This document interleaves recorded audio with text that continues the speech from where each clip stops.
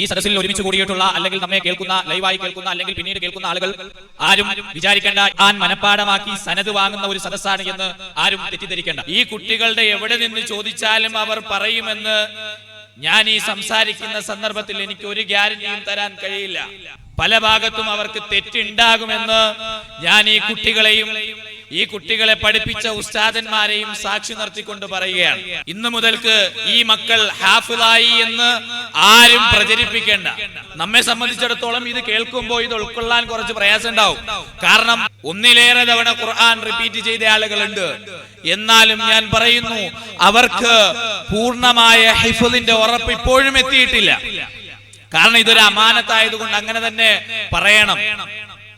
നാളെ വലിയ സംഭവമായിട്ട് ഇത് കണ്ടിട്ട് ആളുകൾ വരാൻ പാടില്ല. എന്നാൽ ഒരൊറ്റ രാത്രി കൊണ്ട് പരിശുദ്ധ ഖുർആൻ പൂർണ്ണമായി നമസ്കാരത്തിൽ ഇമാമായി നിന്നുകൊണ്ട് പരിശുദ്ധ ഖുർആൻ ഓതിക്കൊടുക്കുന്നു. ആ 30 ജുസുവിൽ പരമാവധി 10 തെറ്റ് മാത്രമേ വരാൻ പാടുള്ളൂ. ഹാഫിളാകുന്നതിന്റെ സന്തോഷം മാതാപിതാക്കൾക്ക് വേറെയുണ്ട്.